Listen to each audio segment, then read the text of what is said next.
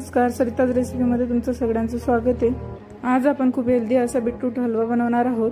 मी इथे 3 मोठे साईजचे बीटरूट घेतलेले आहेत, त्यांना स्वच्छ धुवून त्यांचे साल काढून किसून घेतलेलं आहे।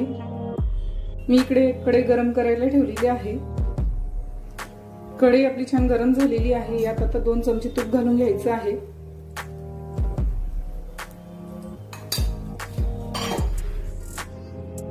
तूपही छान गरम झालेलं आहे। यात आता आपण किसून घेतलेलं बीट घालून घ्यायचं आहे।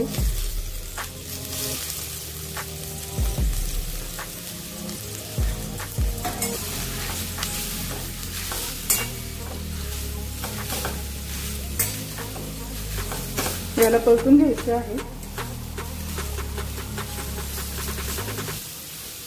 याला आपण मध्यम आचेवर अर्धा मिनिट परतून घेणार आहोत।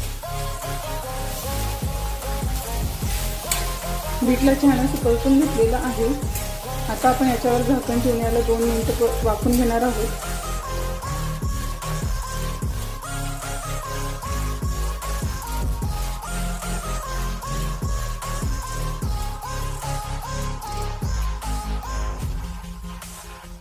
मधून मधून याला आपल्याला परतून घ्यायचं आहे। पाहू शकता आपलं बीट छान असं वाफलं गेलेलं आहे।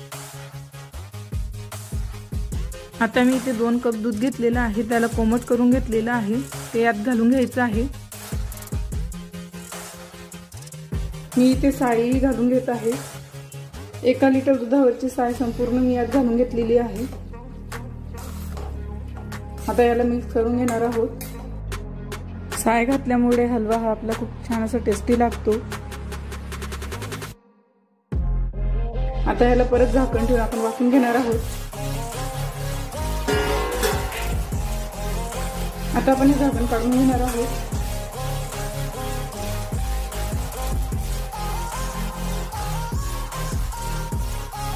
पाहू शकता आपला हलवा छान असा शिजलेला आहे। आता यात आपण साखर घालून घेणार आहोत। यात मी 1 कप साखर घालून घेते आहे।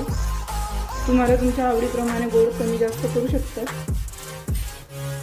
याला आता व्यवस्थित मिक्स करून घ्यायचं आहे।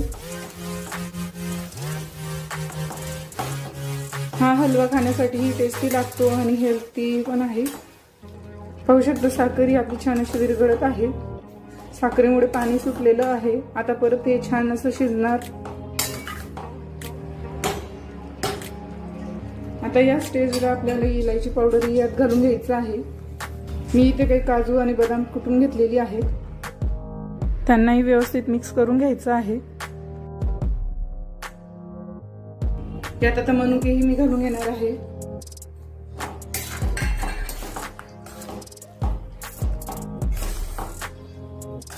व्यवस्थित एकजीव करून आता आपण मध्यम आचेवर याला शिजू देणार आहोत। इथे आपला हलवा थोडासा पातळ आहे, पण गार झाल्यावर हा हलवा थोडा घट्ट होईल, त्यामुळे याला जास्त शिजवायचा नाहीये। पाहू शकता आपला हलवा हा तयार झालेला आहे। हा जितका खायला टेस्टी आहे तितकाच हेल्दी पण आहे। तुम्ही ही नक्की ट्राय करा। ही रेसिपी तुम्हाला कशी वाटली मला कमेंट करून नक्की सांगा। माझ्या चॅनलवर नवीन असाल तर माझ्या चॅनलला नक्की सबस्क्राईब करा, व्हिडिओजला लाईक करा। थँक्यू।